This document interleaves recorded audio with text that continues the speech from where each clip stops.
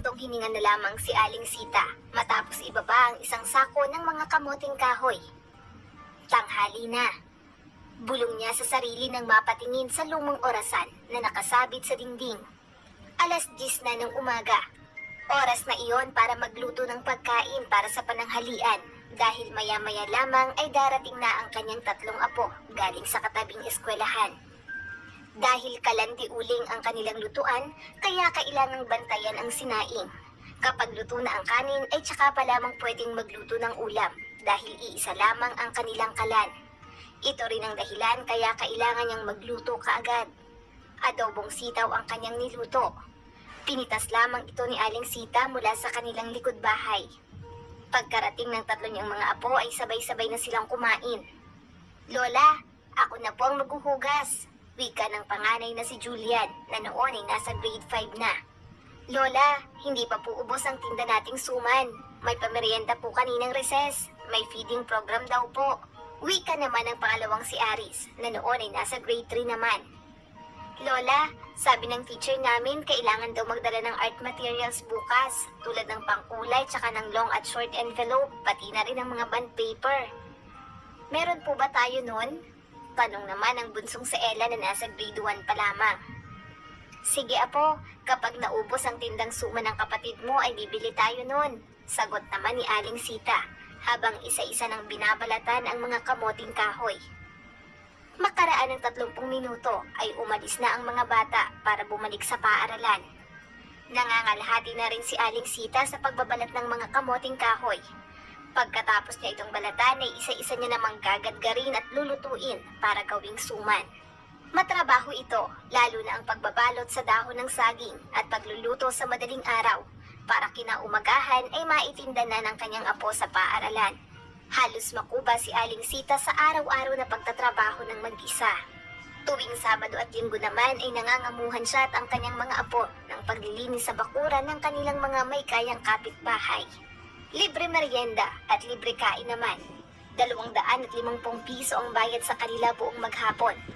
Ang perang kinita ay pagkakasyahin bilang pambaon ng mga bata, pambili ng bigas at ng ulam.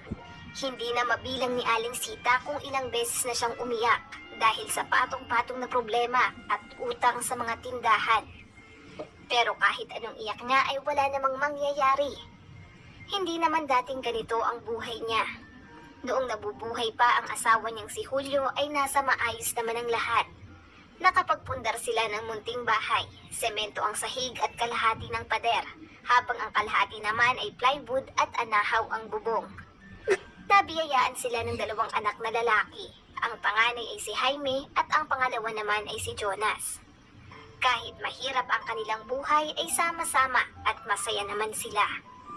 Si Julio ay nagtrabaho bilang construction worker sa Maynila, habang si Aling Sita naman ang nag-aalaga sa mga bata. Halos 1 taon lamang ang pagitan ni Jaime at Jonas. Pero sa halip na maging magkasundo ay palagi silang nag-aaway na minsan ay nauuwi sa sakitan. Hindi alam ni Aling Sita kung ano ba ang nangyari. Saan ba siya nagkamali sa pagpapalaki sa mga ito? Bakit lumaki ang kanyang mga anak na matitigas ang ulo? Nasa grade 6 na si Jaime noon at si Jonas naman ay nasa grade 5. Tuwing kinsenas at katapusan ay nakakapagpadala si Julio ng kanilang allowance. Ngunit hindi na ito kumakasya pa dahil madalas nangungupit si Jonas upang makabili ng alak at sigarilyo. Sa murang edad ay natuto siyang magbisyo dahil napabarkada sa mga tambay. Mas lumala pa ito nang sumakabilang buhay si Julio dahil sa nangyaring aksidente sa construction site na pinagtatrabahuhan nito. Nakatanggap lamang si Sita ng 50,000 piso mula sa kumpanya dahil kontraktual lamang naman ang kanyang asawa. Ang perang iyon ay kulang pa sa gastusin sa burol at libing ni Julio. Mula noon ay lalo pang humirap ang kanilang buhay.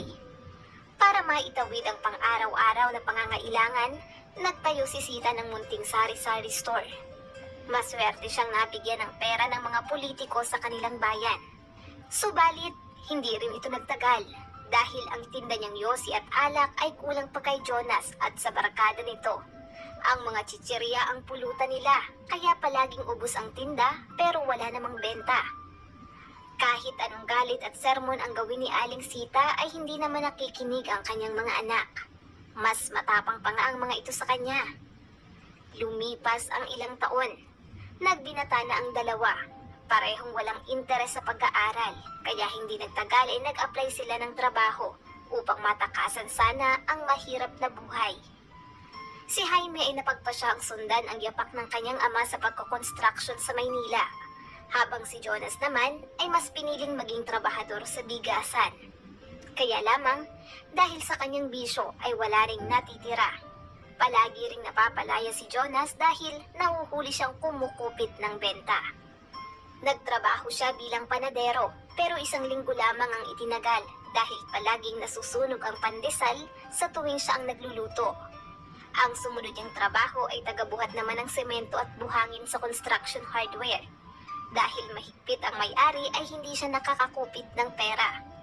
Pero ganoon pa rin, hindi siya nakakaipon dahil sa bisyo.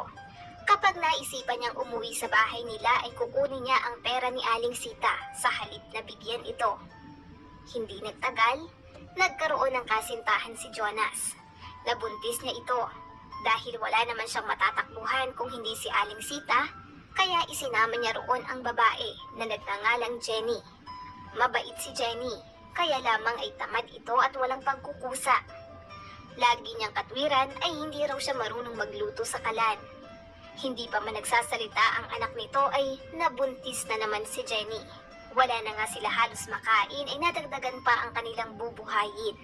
Napakamot na lamang si Aling Sita sa ulo nang mapansin na lumalaki na naman ang tiyan ni Jenny. Jenny, baka naman pwedeng uminom ka ng pills pagkaanak mo. Libre lang naman iyon sa center. Napakahirap ng buhay ngayon. Buti sana kung may maayos na trabaho yung si Jonas. Kawawa lang ang bata. Minsang sabi ni Aling Sita. Pero parang minasama pa ito ni Jenny. Makaraan ng ilang taon, nagsimula na ang halos araw-araw na pag-aaway ni Jonas at ng kanyang kinakasama. Nang minsang mapagbuhatan ni Jonas ng kamay si Jenny ay kaagad itong nag-impake ng damit at lumayas. Iniwan niya ang mga bata. Wala namang nagawa si Aling Sita kung hindi ang mag-alaga sa mga apo.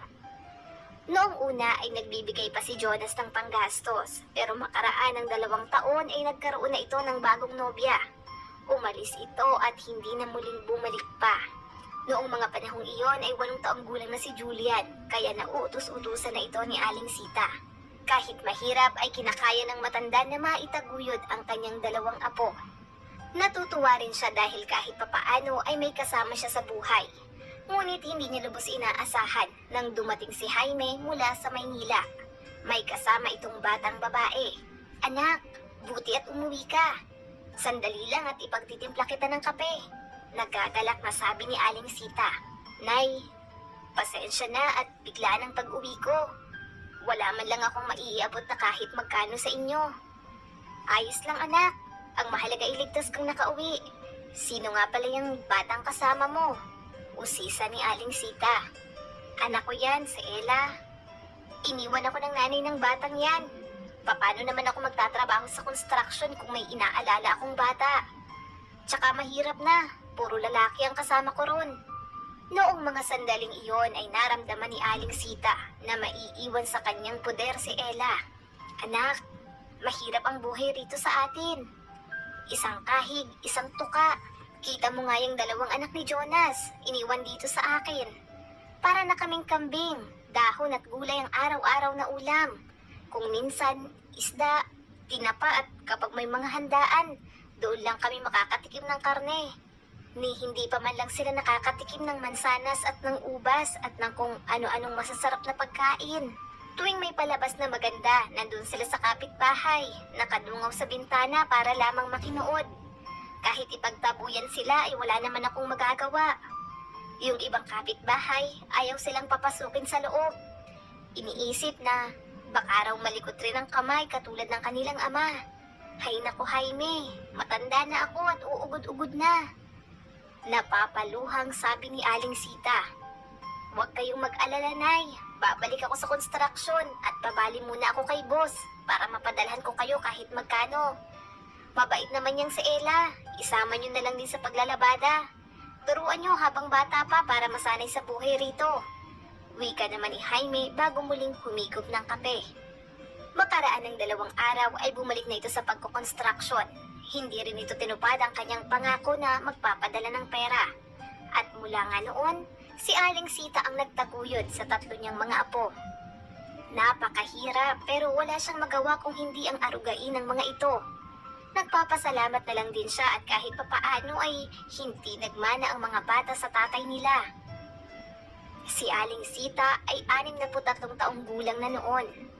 Malakas pa ang pangangatawan pero mas madali na siyang mapagod. Palagi nang masakit ang kanyang likod at mga kasukasuan. Pero sa kabila nito ay hindi niya magawang makapagpa-check up. Nanghihinayang siya sa perang gagastusin dahil pambili na rin nila iyon ng pagkain. Alam naman ng mga kapitbahay ang sitwasyon ni Aling Sita. Kaya tuwing bumabagyo, sila ang una sa listahan ng binibigyan ng mga relief goods. Noong masira ang bahay ni Aling Sita dahil sa bagyo, nakatanggap siya ng libreng yero at mga pako. Nagtulong-tulong na rin ang mga konsehal ng barangay para maisaayos ang munting tahanan ni Aling Sita. Napahinto sa pagmumuni-muni ang matanda nang may dumating na mga bisita. Tao po? Ay ano po yun? Ito po ba ang bahay ni Teresita Guevara? Opo, ito nga ho. Ano pong maipaglilingkod ko sa inyo?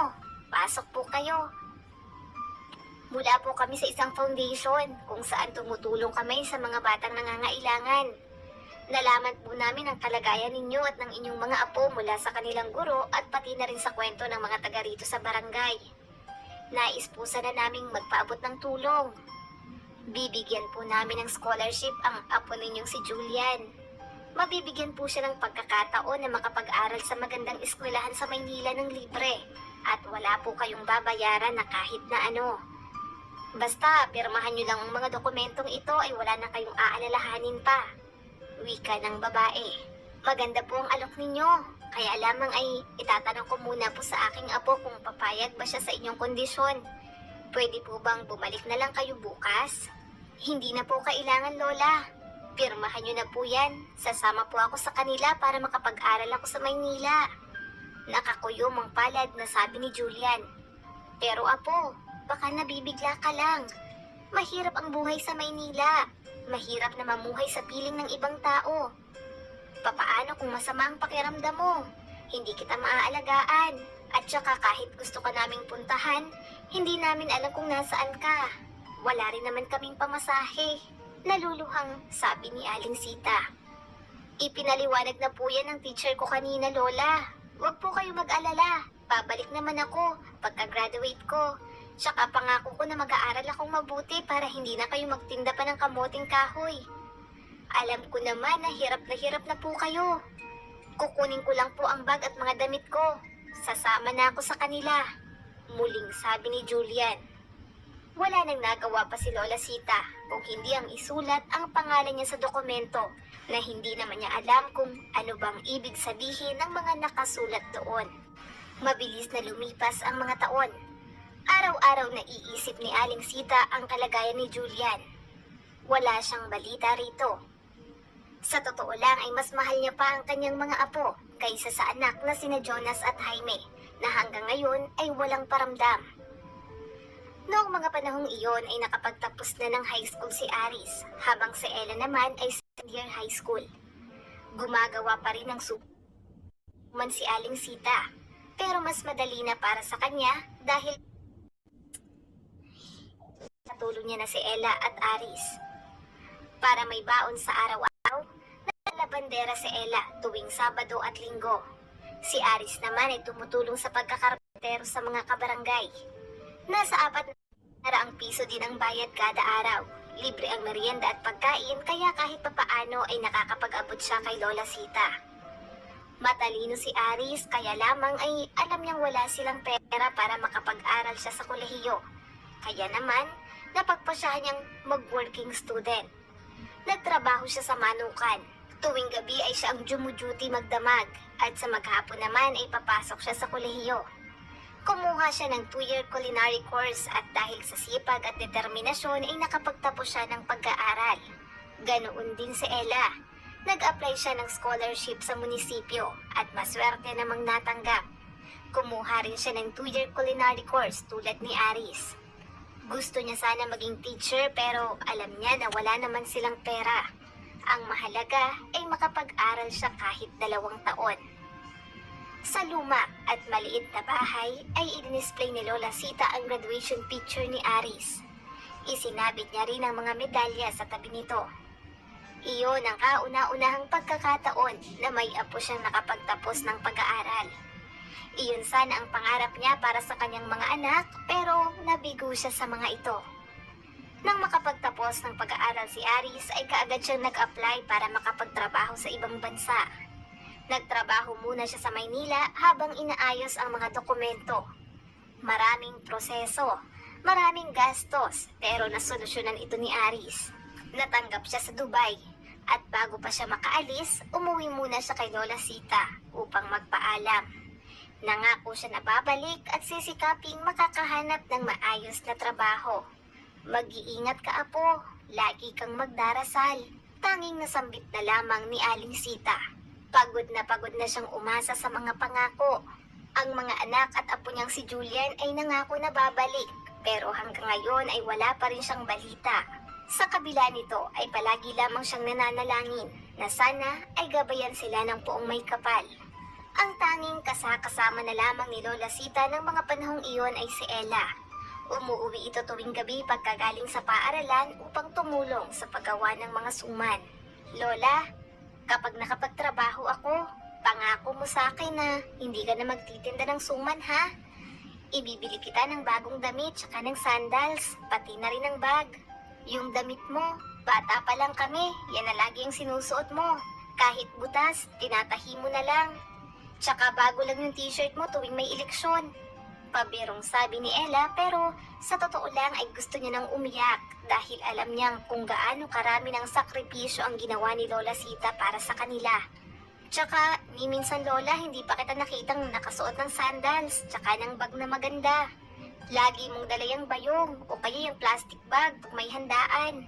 Kasi magbabalot ka ng mga pagkain pagkatapos mong tumulong sa paglilinis at paghuhugas ng mga pinggan. Tsaka Lola, alam ko malabo na yung mata mo. Huwag kang mag-alala. Basta magkapera tayo, pupunta tayo sa doktor para makapagpa-check up ka. Tsaka magkaroon ka ng bagong salamin sa mata. Noong mga sandaling iyon ay hindi namalaya ni Aling Sita ang pagtulo ng kanyang mga luha. Noon lamang niyang narinig si Ella magsalita ng ganoon. Noon niya lamang naramdaman na may tao palang nagmamahal at nag-aalala para sa kanya. Mula nang mamatay ang asawa niyang si Julio ay wala na siya halos pahinga.